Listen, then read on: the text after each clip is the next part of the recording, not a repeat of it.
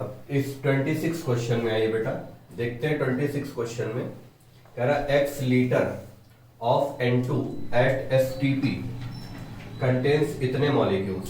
ठीक है, कितने मॉलिक्यूल्स, इतने मॉलिक्यूल्स रख रहा है। The number of molecules in x/2 litre of STP। सबसे पहले देखो यार, आप सबको पता होगा कि जब कभी भी हम STP पर बात करते हैं तो बेटा STP पर क्या होता है, 1 मोल बराबर होता है 22.4 लीटर। ठीक है, और 1 मोल बराबर 22.4 लीटर, और मॉलिक्यूल्स कितने होते हैं 6.02 इंटू 10 टू द पावर 23। इसी को आप लोग बोलते हो Na मतलब क्या, एवोगाड्रो नंबर। ठीक, अब x लीटर में N2 है, यानी आप देखो 6.02 से जस्ट ये हाफ हो गया, उसका भी हाफ कर देना है। ठीक है, ओरली आंसर आ जाएगा भाई इसका। ठीक है, देखो x लीटर कितना मॉलिक्यूल हो रहा है यहां पर, तो मोल निकाल ले हम लोग।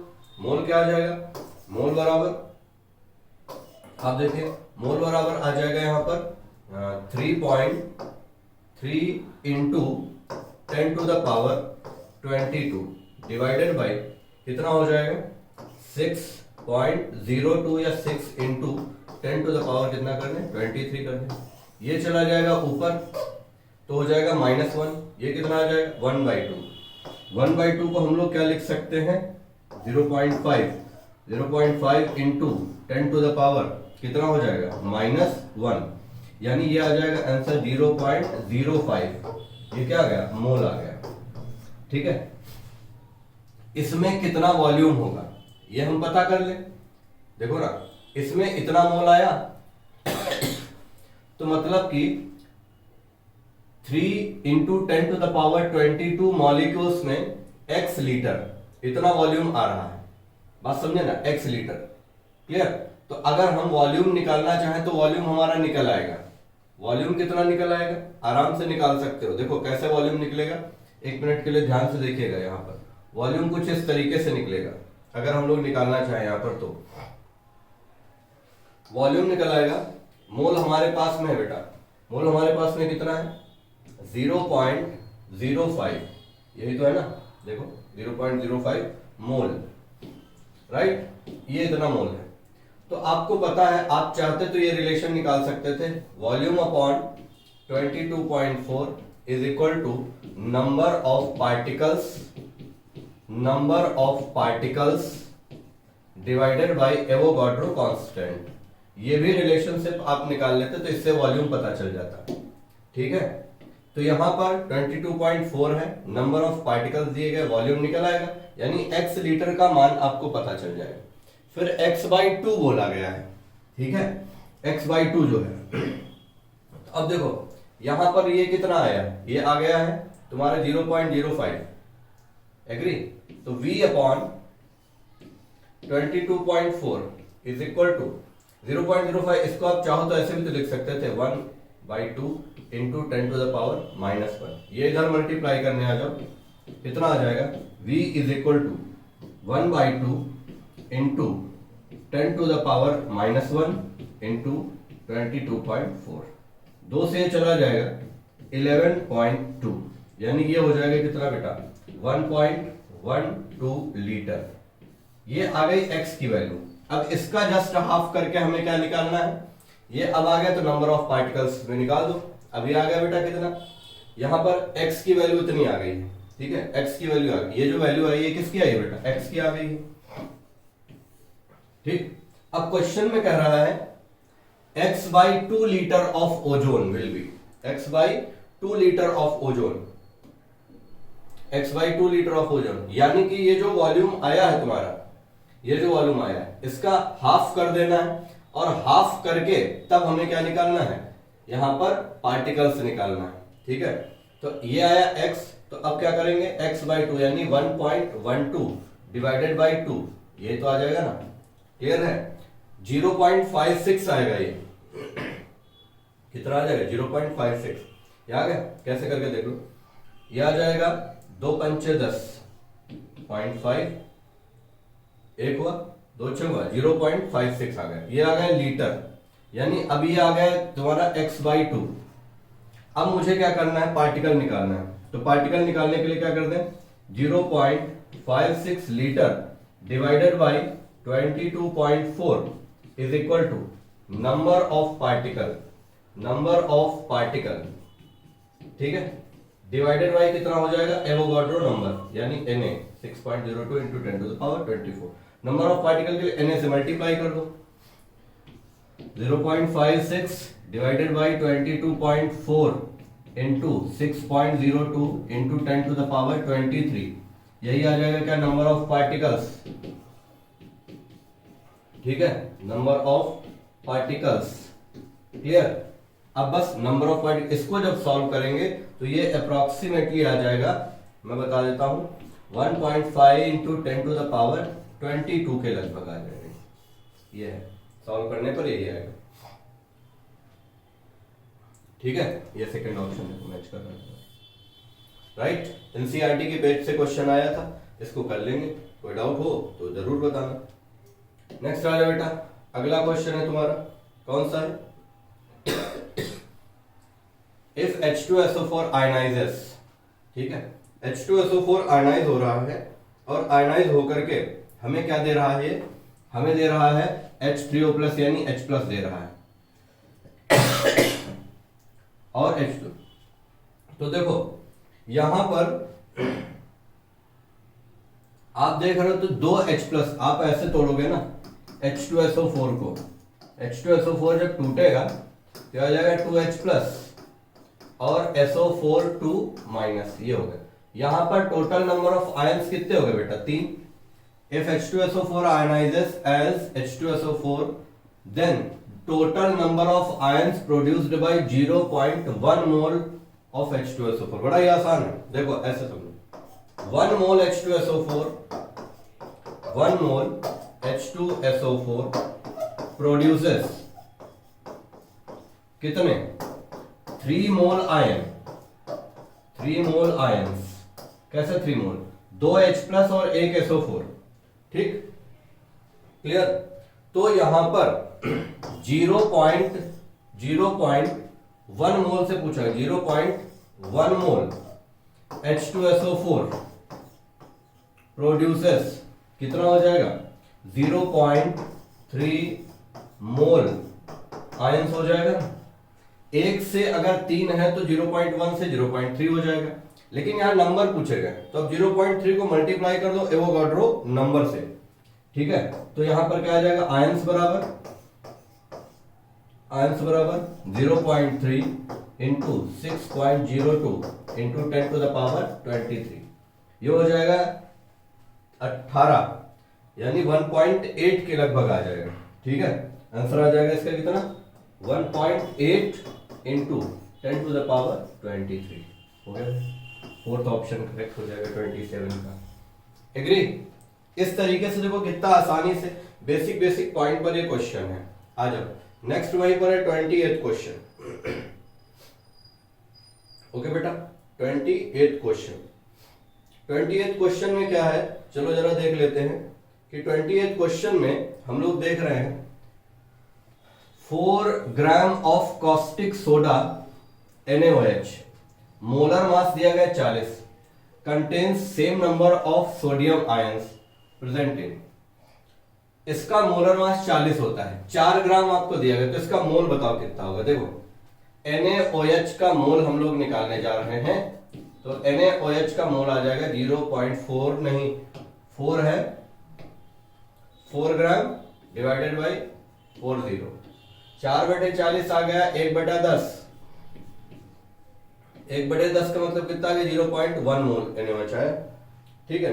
अब 0.1 मोल NaOH आया है, तो अब यहां पर पूछा गया है कि number of sodium ion present, ions as are present in, इनमें से आपको निकालना है number of sodium ion present in, यानी कि ये मोल हुआ तो NaOH में सोडियम आयन कितना प्रेजेंट होगा। देखो ये जब टूटेगा तो क्या हो जाएगा Na+ और OH-, तो 1 मोल जब टूटता है तो 1 मोल Na+ और 1 मोल OH- जाता है, यहां कितना आ रहा है 0.1 मोल। और अगर आयंस के नंबर हम देखेंगे तो तो आयंस बराबर क्या हो जाएगा 0.1 इंटू Na, ये हो जाएगा Na आयंस, सोडियम आयंस। ये आना चाहिए, जिसमें ये आंसर आएगा समझ लो वही सही हो जाएगा भाई। ठीक है, क्लियर। अब इसे जब सॉल्व करके देखेंगे तो एक काम ये हो सकता है, Na2CO3 में कितना आ जाएगा, Na2CO3 में देखो मोल्स निकाल लो, Na2CO3 का 106 होता है, 10.6 डिवाइडेड बाई 106, ये आ जाएगा कितना 1/10, 1/10 का मतलब 0.1, लेकिन यहां पर 0.1 नहीं, क्योंकि सोडियम जो दिया गया वो 2 दिया गया, तो क्या हो जाएगा 0.2 हो जाएगा। यहां पर मल्टीप्लाई करेंगे ना, 2 सोडियम है, और वैसे भी 1 मोल Na2CO3 कितने Na आयन देगा, 2 देगा यहां पर। ठीक है, क्लियर। इसका देखो 58.5 में 1 आ जाएगा, लेकिन आंसर क्या आना चाहिए 0.1 Na आना चाहिए, इसमें आ जाएगा 1, क्योंकि आप देखो ना 58.5 को डिवाइड करोगे 58.5 से, आंसर 1 आ जाएगा ना, तो यहां पर सोडियम की जो वैल्यू होगी वो 1 हो जाएगी। ओके, 100 ml और 0.5 क्या है, हाँ ये देखो भाई 100 ml एंड 0.5 मोलर Na2SO4। तो देखते भैया, मोलैरिटी बराबर मोल अपॉन वॉल्यूम होता है लीटर में, क्लियर। तो मोल निकाल लोगे बड़े आराम से, मोलैरिटी दी गई 0.5 है ना, इनटू वॉल्यूम दिया है कितना 100। ठीक, 100 को हम लोग क्या करते हैं, इसको जरा और आसान कर लिया जाए। देखो आसान कैसे करेंगे, मोलैरिटी बराबर क्या कर रहे हैं हम लोग, N upon Na, N upon Na into 1000 divided by volume, किसमें ml में, ये हो गया। अब यहां पर अगर देखा जाए तो 0.5 मोलर दिया गया है, ठीक है, 0.5 मोलर। n बराबर जो आएगा वो कितना आ जाएगा यहां पर, n बराबर 9, ये इसको पूरा सॉल्व करने के बाद n बराबर जो आएगा यानी नंबर ऑफ पार्टिकल जो आएगा वो आ जाएगा 0.5 Na आएगा। ठीक है, 0.5 Na आएगा, लेकिन जब आप देखोगे तो यहां पर कितना है 2 मोल है ना, 2 आयन है। ठीक है, क्या कह सकते हो 1 मोल बराबर Na बराबर कितना हो जाएगा 2 Na प्लस। ठीक, 2 Na प्लस, ये जो आएगा बेटा ये आ जाएगा 0.05 आएगा। ठीक है, 0.05, ये करेक्ट कर लो। 1 मोल बराबर हो जाएगा क्या, ये Na प्लस 2 Na आया, तो अब यहां पर 0.05 में कितना आ जाएगा 0.05 मोल बराबर कितना आ जाएगा, ये आ जाएगा यहां पर 2 से मल्टीप्लाई करेंगे तो ये आ जाएगा इसमें से 0.05 इंटू 2, ठीक, Na, तो ये आ जाएगा 0.1 Na आ जाएगा। यानी आप देखोगे तो यह आंसर हो जाएगा 3rd इसका। क्लियर है, आराम से देख सकते हो भाई, राइट। चले आगे, आजा फिर जरा जल्दी से 29 पर। An element A atomic weight कितना है 75 and another element B atomic weight 25 combined to form compound. The compound contains 75% A by weight. Clear है, और वहीं पर फॉर्मूला कंपाउंड का पूछा गया। देखो बेटा पहले तो डिटेल जो है वो आप लिख लो एक साइड। आपको गिवन है ए कंटेन्स 75%, ठीक, एटॉमिक वेट कितना है इसका, बोलो बेटा 75 है। वहीं पर अगर देखोगे तो बी में हो जाएगा 25%, एटॉमिक वेट बी का कितना दिया गया है 25, एटॉमिक वेट 25 है ना। और मोल निकाल लो इनके। सबसे पहले मोल बराबर हो जाएगा, मोल ऑफ ए निकालने जा रहे हैं, 75/75 आ गया आंसर क्या 1। यहां पर देखोगे मोल ऑफ बी 25/25 ये आ गया 1। दोनों का 1 आ रहा है। रेशियो अगर 1 आएगा तो ए रेशियो बी बराबर हो जाएगा 1:1। फॉर्मूला क्या हो जाएगा ए बी। कोई है आंसर 4th। ठीक है। कंपाउंड में 75% जब ए हुआ तो बचा 25% क्या हो जाएगा ऑक्सीजन हो जाएगा। अगला क्वेश्चन पढ़िए बेटा जल्दी से।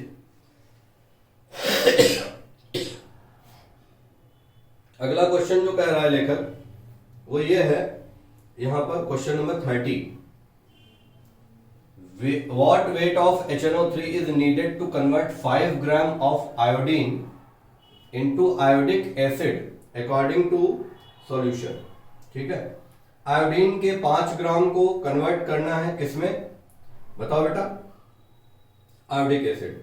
तो यहां पर हम ऐसे समझ लेते हैं, मिली इक्विवेलेंट ऑफ HNO3 इसको बराबर करना, milliequivalent of HNO3 is equal to हो जाएगा milliequivalent of iodine, milliequivalent of iodine.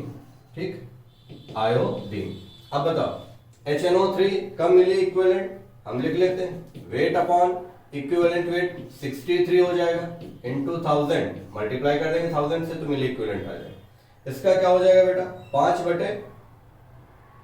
5/5 convert, हाँ यहां पर हो जाएगा 257 5 अपॉन, क्योंकि 2 मोल है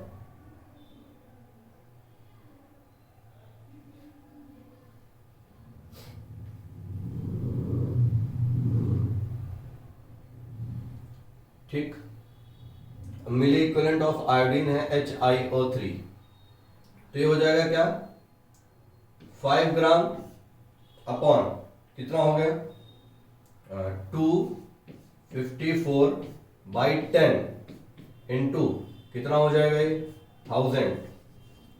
ये 10 क्यों क्या भैया, जब इसे बैलेंस करोगे तो आप लोग फैक्टर निकालते हो ना इक्विवेलेंट वेट निकालने के लिए, वही निकाला हमने यहाँ पर। यहां पर जब इसको सॉल्व करेंगे बेटा तो वेट आ जाएगा सॉल्व करने पर, ये पहले तो 1000 हटा दो, इसे आराम से सॉल्व कर दें, ये आ जाएगा बेटा वेट बराबर 12.4 ग्राम। ये लो भाई हो गया 12.4 ग्राम है आंसर, पहला आंसर हो जाए। ठीक है, ये हो गया फर्स्ट आंसर। तो इसके बाद आ जाए 31 पर।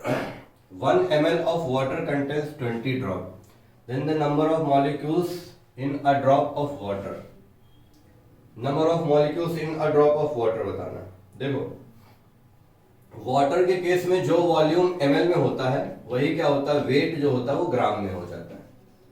ये बात आपको समझ के रखनी है। ये वाटर के केस में ऐसा क्यों होता है, क्योंकि डेंसिटी जो होती है वो H2O की वो कैसे होती है 1 होती है। ठीक है, 1 ग्राम पर cc। क्लियर। अब ऐसे समझो, यहां पर अगर मैं कहूं यहां पर 18 ग्राम H2O है, 18 ग्राम H2O में कितना वाटर हो जाएगा 6.02 इंटू 10 टू द पावर 23 हो जाएगा, 1 मोल में हुआ ना। अब बताओ वहीं पर अगर मैं कहूं 1 ml में 1 ml H2O 1 ml H2O कितना हो जाएगा, तो ये हो जाएगा बेटा 6.02 into 10 to the power 23 upon 18। ये ड्रॉप्स हो जाएगा। ठीक है, ये क्या हो जाएगा इतना ड्रॉप्स हो जाएगा, राइट। इतना ड्रॉप्स आएगा 1 ml में इतने ड्रॉप्स आ जाएंगे। 18 ml या 18 ग्राम में इतने ड्रॉप्स हैं तो 1 ml में इतने आ जाएंगे, तो 20 में कितना हो जाएगा 20 में कितना हो जाएगा, आराम से सॉल्व कर लोगे ना, बोलो यार। ठीक है, 1 ml कितना, तो क्योंकि 20 ड्रॉप 1 ml में 20 ड्रॉप्स है। ठीक है, तो 20 में कितना हो जाएगा 20 से यहां पर डिवाइड कर दो। ठीक है, क्या हो जाएगा 6.02 into 10 to the power 23 18 into 20 आ जाएगा तुम्हारा। ये जो आया है ये मॉलिक्यूल्स है, यहां पर मॉलिक्यूल्स। इसको जब सॉल्व करोगे 1.667 हमने सॉल्व कर लिया पहले से इसको, तो ये पता है 21 मॉलिक्यूल्स है। 1.6621 थर्ड ऑप्शन हो जाएगा। क्लियर? ये आया हुआ क्वेश्चन बड़ा ही आसान है भाई। In an organic compound of molar mass कितना है बेटा?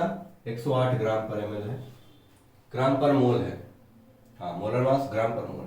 Carbon hydrogen and nitrogen present in इतने रेशियो। देखो कार्बन हाइड्रोजन नाइट्रोजन रेशियो समझो बेटा। रेशियो है 9, ये बाई वेट है, और ये 1 और ये 3.5। मोल निकाला जाए तो मोल निकालने के डिवाइड करो 9/12 1/1, ठीक। 35 यानी 3.5/14 हो गया। सॉल्व कर लो। 3/4 1, ये आ गया 1/4 है, ठीक है। बैलेंस जब करोगे 3/4 को कितना आ गया बेटा? ये आ गया तुम्हारा 0.75, ठीक है। अब यहां पर बैलेंस करना चाहोगे तो ये 4 से मल्टीप्लाई कर देंगे, 4 से मल्टीप्लाई कर देंगे, या फिर आप नहीं बैलेंस करते, ये तो है तो इसको बस 4 से मल्टीप्लाई करना रहेगा, तो हो जाएगा इतना 0.75 1 एंड 0.25, यही तो आ जाएगा ना रेशियो, ठीक है। अब ये रेशियो आया है तुम्हारा। इस रेशियो के बाद में इसको आप सिंप्लीफाई कर लो। कैसे सिंप्लीफाई करोगे? जो सबसे मिनिमम डिजिट्स है उसी से यहां पर सॉल्व कर दो। क्या हो जाएगा? 0.75 डिवाइडेड बाय 0.25, ठीक। 1/0.25 0.25 डिवाइडेड बाय 0.25 हो गया। डिवाइड कर दोगे कितना आ जाएगा आंसर? मैं बता देता हूं। यह आ जाएगा 3:1 आ गया 4:1, ठीक है। 3:4:1 आ गया। ये आ गया क्या? Empirical formula. अब हमें निकालना है मॉलिक्यूलर फॉर्मूला। सबको पता है मॉलिक्यूलर फॉर्मूला बराबर होता है एम्पिरिकल फॉर्मूला इंटू एन, यही तो होता है। एन की वैल्यू निकालनी, तो एन की वैल्यू कैसे निकालते हैं? एन बराबर होता है molecular formula weight divided by empirical formula wait, ठीक। अब देखो मॉलिक्यूलर वेट तुमको 108 दिया गया, इसका जब निकालेंगे तो मैंने पहले से निकाल कर रखा, मैं बताया तो 54 आएगा भाई, ठीक है। तो आ जाएगा यहां पर 108 डिवाइडेड बाय 54, तो ये जाएगा 2 टाइम्स, ठीक है। इसको 2 से मल्टीप्लाई कर दो यानी 6 8 2, तो जब 2 से मल्टीप्लाई करो तो फॉर्मूला क्या आ जाएगा? C6H8N2, ये हो जाएगा मॉलिक्यूलर फॉर्मूला। कोई दिख रहा है? फर्स्ट ऑप्शन, ठीक है। बोलो यार। नेक्स्ट आ जाओ क्वेश्चन नंबर 33 को मैच करना है। 88 ग्राम से इधर मोल्स और मॉलिक्यूल्स है, इनको मैच करना है। मैच कर लो कैसे? 88 ग्राम है तो 88 ग्राम डिवाइडेड बाय 44, ठीक। ये आ जाएगा कितना? 2 मोल्स। तो ए की मैचिंग हो गई सेकंड से। अब तुम देखो सेकंड ऑप्शन ऑलरेडी मिल गया क्योंकि ए की मैचिंग जो है सेकंड से एक ही में है, देख सकते हो। बाकी चारों ऑप्शन में किसी में नहीं है। ए की मैचिंग देखो सेकंड से एक ही ऑप्शन में तो है, कौन सा? सेकंड ऑप्शन है। बाकी चारों है क्या? नहीं है भाई, देख सकते हो आराम से, ठीक। तो 33 का कौन सा सही हो जाएगा? सेकंड। आप बाकी भी करके देख सकते हो। इसका करोगे तो मॉलिक्यूल दिया गया 6.02 into 10 to the power 23, divide कर दो कितने से? 6.02 इंटू 10 टू द पावर 23 से 1 आ जाएगा ये, तो इसकी मैचिंग हो जाएगी 1 मोल से। तो बी का थर्ड देखो इसी में है, हो जाएगा ना। तो 33 का कौन सा सही हो जाएगा? Second option. बढ़िया भाई। नेक्स्ट आ जाओ, सिग्निफिकेंट फिगर के लिए आपको इनकरेक्ट स्टेटमेंट बताना है। इनकरेक्ट क्या होगा बेटा, ठीक। इनकरेक्ट जो होगा पढ़ लेते पहले। 3 सिग्निफिकेंट फिगर, देखो डिजिट कितनी है बेटा, 3 है, तो 3 डिजिट है तो ये हो जाएगा तुम्हारा क्या, 3 सिग्निफिकेंट फिगर हो गया काम, मतलब ये सही है, ये सही है। 2 सिग्निफिकेंट फिगर, हाँ बिल्कुल सही है, ये भी सही। देयर आर 3 सिग्निफिकेंट फिगर, नहीं भाई यहां पर एक ही सिग्निफिकेंट फिगर होगा, आंसर हो जाएगा थर्ड इसका, क्योंकि इनकरेक्ट पूछा है ना, तो इनकरेक्ट में यहां पर एक सिग्निफिकेंट फिगर होगा, ठीक है, क्लियर। चलो नेक्स्ट आ जाओ बेटा, question number 35। Molality, mole fraction and mass fraction change with temperature, ये गलत है, ठीक है, गलत है, क्योंकि जो होता है ये किस पर, टेम्परेचर इंडिपेंडेंट होता है। मोलैलिटी ट्रिपल एम से याद रखना, किससे याद रखोगे, ट्रिपल एम से। Molality, molality, mole fraction, mass fraction, temperature independent होता है। कह रहा molality and normality do not change with temperature, भैया यही तो चेंज होता है, क्योंकि इनमें वॉल्यूम का इन्वॉल्वमेंट होता है, तो पहला और दूसरा दोनों गलत है, आंसर हो जाएगा बेटा सेकंड, ठीक है। आ जाइए 36 पर, 36 पर है, 36 पढ़ते हैं। 64 gram of SO2 and 80 gram of SO3 will occupy same volume. अच्छा जी, बिल्कुल सही बात है, क्यों, SO2 का 64 होता है, तो मोल निकालोगे, मोल बराबर हो जाएगा 64 अपॉन 64, मोल कितना आ गया 1, और SO3 का मोल जब निकालोगे तो मोल बराबर SO3 का कितना आ जाएगा 80 अपॉन 80, 80 तो होता है ना, 1 आ जाएगा 1। वॉल्यूम सेम यानी मोल सेम तो वॉल्यूम सेम, ठीक है। कह रहा है 1 mole of any gas occupies 22.4 litre, बिल्कुल सही है, इसमें मोल सेम है तो वॉल्यूम भी सेम हो, कितना एक मोल में होता है भाई, इसमें दोनों सही है भाई, पहला आंसर सही हो जाएगा इसका। Both assertion and reason are true and the reason is a correct explanation of the assertion, ठीक। 37 पर आ जाओ, what will be the molality of solution containing 18.25 gram of HCl in 500 gram of water। बेटा molality का formula तो बहुत आसान होता है, छोटा m बराबर होता है, ठीक है, क्या, moles of solute, moles of solute divided by क्या हो जाता है, mass of solvent, mass of solvent, लेकिन ये किसमें लिखा जाता है, केजी में, अगर ग्राम में हो तो कन्वर्ट कर लेंगे। चलो चेंज कर लो भैया, मोल से निकाल लो, क्योंकि यहाँ वेट दिया गया 18 पॉइंट, ये होता है 18.25, इसका होता है बेटा मॉलिक्यूलर वेट कितना 36.5। चलो सॉल्व करो, सॉल्व करने पर आ जाएगा क्या, 18.25 डिवाइडेड बाय 36.5, ठीक है, अपॉन 500 और 1000। जब इसे सॉल्व करेंगे बेटवा तो सॉल्व करने पर आंसर 1 आ जाएगा इसका भाई, कितना आंसर आ जाएगा 1 आ जाएगा, फोर्थ आंसर हो जाएगा। 38 पर आ जाओ, what is the mass percent of carbon in carbon dioxide.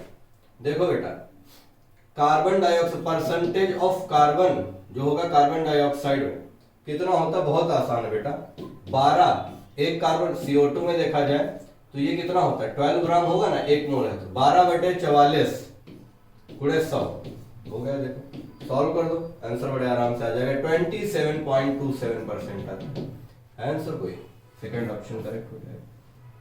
आ जाओ अगला है, कौन सा क्वेश्चन भाई, 39, ठीक। empirical formula and molecular mass of a compound CH2 are अच्छा, empirical formula and molecular formula mass of a compound are CH2 and 180 respectively. What will be the molecular formula of compound? देखो यहां पर क्या है, empirical formula आपको ये दिया गया है और ये है मॉलिक्यूलर मास। तो देखो भैया पहले n बराबर निकालो, n बराबर क्या हो जाएगा, मॉलिक्यूलर मास है तुम्हारा 180, एम्पेरिकल फॉर्मूला मास कितना आ जाएगा 12 2 14 16 और 14 हो जाएगा तुम्हारा कितना भाई 30 30 से डिवाइड करो जो गया 6 आ गया, देखो आया ना 6। ठीक है, जो एम्पिरिकल फॉर्मूला है तो मॉलिक्यूलर फॉर्मूला निकालने के लिए तुरंत मल्टीप्लाई कर दो, तो हो जाएगा CH2O मल्टीप्लाइड बाय 6 C6H12O6। कोई है? Third option. अगला है भाई मास percent of 95% pure CaCO3 will be required to neutralize 50 ml of HCl solution according to the following। अच्छा 95% प्योर दिया गया है, ठीक है, तो वहां पर आपको number of moles of CaCO3 बराबर क्या हो जाएगा, यहां पर देखो ऐसे कर लो, इसको बड़े बड़े आराम से कर सकते हो। 95% प्योर निकालना है और यहां पर आपको दिया गया है 50 ml का 0.5 ml, ठीक, 50 ml का 0.5 मोलर HCl है। देखो यहां पर हो जाएगा, इसके इन दोनों का रिलेशन जो होगा वो क्या रिलेशन है मैं लिख देता हूं, number of moles of CaCO3 बराबर कितना हो जाता है 1/2 मोल ऑफ HCl हो गया, ठीक। वेट अपॉन मॉलिक्यूलर वेट बराबर 1/2 इंटू 0.5 इंटू 50/1000, ये हो गया, देखो ये रिलेशन आ गया। अब वेट निकालना, मॉलिक्यूलर वेट इसका होता 100, तो इधर आएगा 100 से मल्टीप्लाई कर दो, वेट बराबर हो जाएगा क्या 1/2 इंटू 0.5 इंटू 50, है ना, 50/1000 इंटू 100 CaCO3 का वेट होता है। भाई साहब बड़ा ही आसान क्वेश्चन है, 2 जीरो इसके गए, 1 जीरो इसके गया, ठीक है, 25 2.5 आराम से डिवाइड को 1.25 आ जाएगा बेटा, ये 1.25 ग्राम। कोई है ऑप्शन? सेकंड ऑप्शन करेक्ट हो जाएगा बेटा। अजय अगला क्वेश्चन है 41 क्वेश्चन कर रहा है लेखक इसमें क्या, atomic number name of element with atomic number 105। बेटा 105 जो होता है वो होता है डबनियम का, ठीक है ना, कौन सा हो जाएगा 105 डबनियम का होता है, ये तो आसान सा है। 42 which is the mismatched regarding the position of element given below। 89 F block element 6th period। अच्छा जी, ठीक है, 89 F block बिल्कुल सही, क्योंकि देखो तुम्हारा जो है 89 एक्टिनियम आता है 103 तक, Z है तुम्हारा ये, एक मिनट मिसमैच्ड पूछा गया, अच्छा हाँ ठीक है, मिसमैच्ड जो है वो तुम्हारा ये हो जाएगा, कौन सा यहां पर मिसमैच्ड है, ऐसे आप करके देख भी सकते हो। देखो यहां पर पूछा गया, मैं एक चीज बहुत क्लियर कर देता हूं, जब तुम आते हो, ठीक है, 48 यानी एक होता है 4th पीरियड, 4th के बाद होता है 5th पीरियड, फिर 6th पीरियड और उसके बाद 7th पीरियड होता है।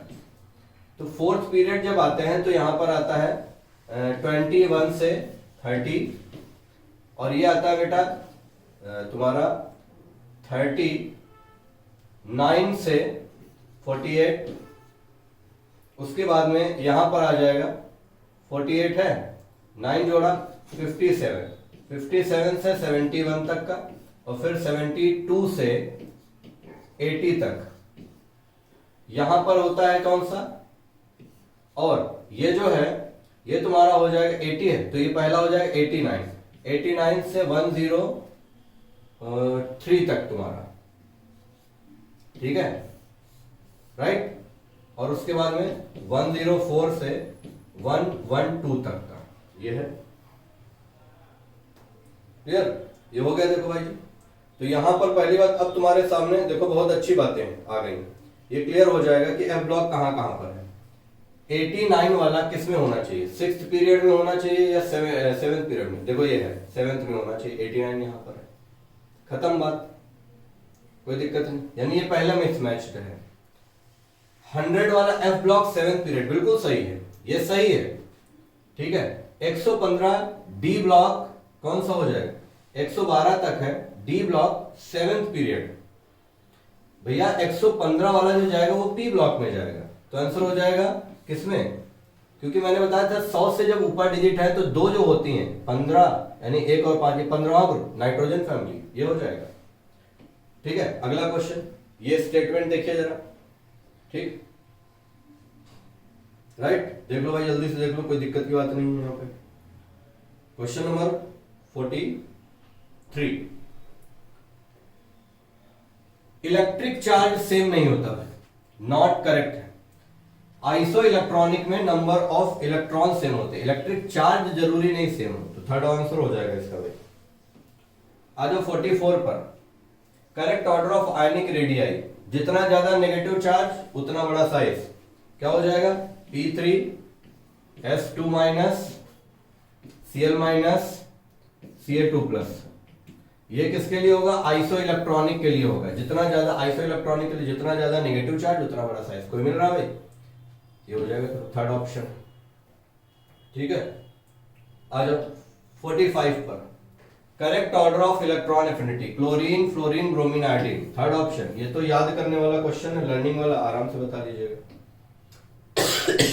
46 क्वेश्चन, इनकरेक्ट स्टेटमेंट आपको बताना भाई, the ionisation enthalpy of nitrogen is greater than the oxygen, nitrogen की आयनाइजेशन एंथैल्पी जो होती है लेफ्ट राइट जाने पर क्या होता है, बढ़ता है, लेकिन नाइट्रोजन की ज्यादा होती है, पहला सही है भाई, क्योंकि नाइट्रोजन में होता है क्या 2p3 और ऑक्सीजन में हो जाता है 2p4, है ना, और हाफ फेड की ज्यादा हो जाएगी, पहला सही है।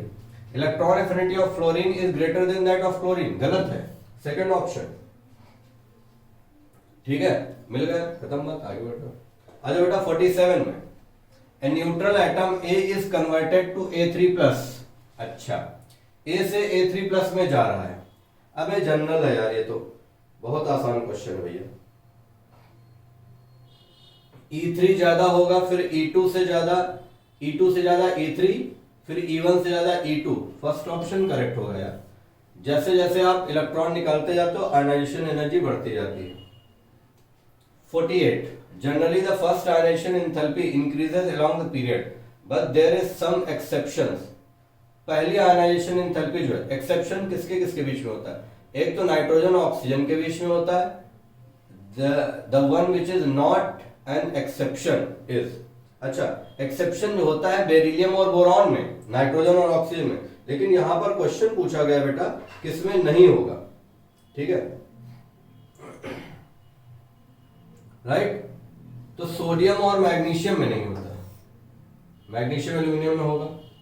आ जाओ नेक्स्ट है 49 क्वेश्चन, 49 में कह रहा है लेखक ऑर्डर आपको बताना है, ठीक है, which of the following statement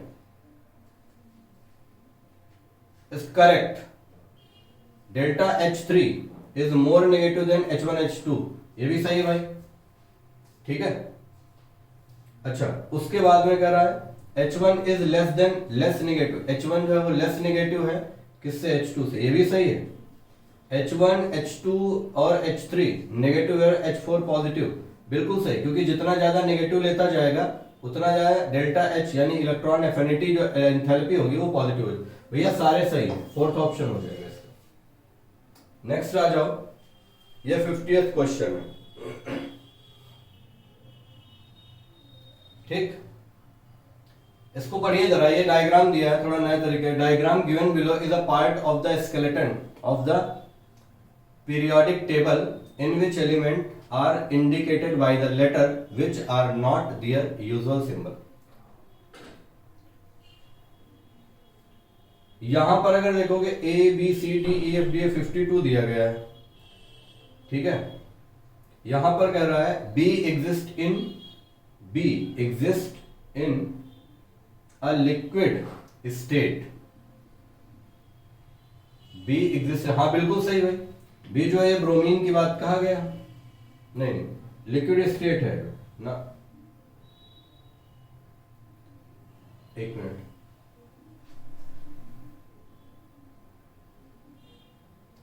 अच्छा ए का देखो 52 है गिवन बिलो, ए जो है ए का 52 है, ठीक। और 52 एटॉमिक नंबर से बाकी सारे देखे गए, 52 एटॉमिक नंबर से क्या देखे, बाकी सारे देखे गए हैं। तो 52 जो एटॉमिक नंबर होता है, 48 किसका होता है, कैडमियम का होता है 48, ठीक। उसके बगल में होता है कौन सा, कैडमियम के बाद में 49, 51, 52, 53 ऐसे आता है। तो यहां पर पूछा गया है कि कौन सा ऑप्शन करेक्ट है। तो ये जो सबसे ऊपर डी दिया गया है ये तुम्हारा कौन सा है, ये आ जाएगा तुम्हारा क्लोरीन। और क्लोरीन की इलेक्ट्रॉन एफिनिटी क्या होती है, मैक्सिमम होती है भाई। फर्स्ट ऑप्शन सही हो जाएगा। नहीं समझ आया अभी भी, देखो ए तुम्हारा 52 दिया गया है। जिंक जो होता है, जिंक का कितना होता है, 30 होता है, ठीक। 30 के बाद में आता है 31, फिर आता है 32, फिर आता है 33, उसके बाद में 34, 35 और 36। ऐसे देखो भाई, 36 किसका होता है, क्रिप्टॉन का, है ना, होता है क्रिप्टॉन का।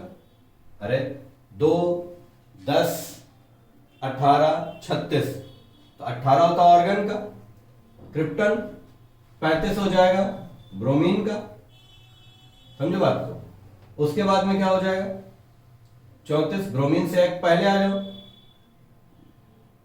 हाइड्रोजन से पहले कौन सा होता है, oxygen, oxygen sulphur, sulphur selenium tellurium, यही तो होता है ना, बात समझो बात को, ठीक है। ठीक, तो ये हो जाए। अब 48 के बाद में कौन सा, 49, 50, 51, 52, 53, 54 और फिर 55 एंड 56 ऐसे चला जाता है, ठीक है। तो ये पूरा का पूरा ऑप्शन जो है आपको देख लेना है। 52 जो है वो ए का एटॉमिक नंबर है जो कि नीचे दिया गया है, ठीक है, यानी ए का है 52, तो ये बगल में 53, ठीक, फिर 54, अब 53 के ऊपर यानी कि ब्रोमीन से ऊपर कौन आता है, क्लोरीन, क्लोरीन के इलेक्ट्रॉन एफिनिटी मैक्सिमम हो जाएगी, समझ गए ना, ये होता है। ए का 52 है तो बाकी का निकल आया ना इस सीरीज में, इससे ऊपर चले जाओ बस, ठीक, क्लियर हो गया। तो आपने टेस्ट में अपना इवेल्युएशन कर लिया होगा कि कैसे क्वेश्चंस को अटेम्प्ट करने, ओके बेटा। अब अगला टेस्ट जो है उसके जो भी टॉपिक्स हैं उसको अच्छे से रिवाइज कर लीजिएगा, ठीक है। और हम लोग फिर मुलाकात करेंगे अपना अगले टेस्ट पेपर डिस्कशन में। तब तक के लिए भैया God bless you to all of you बच्चे।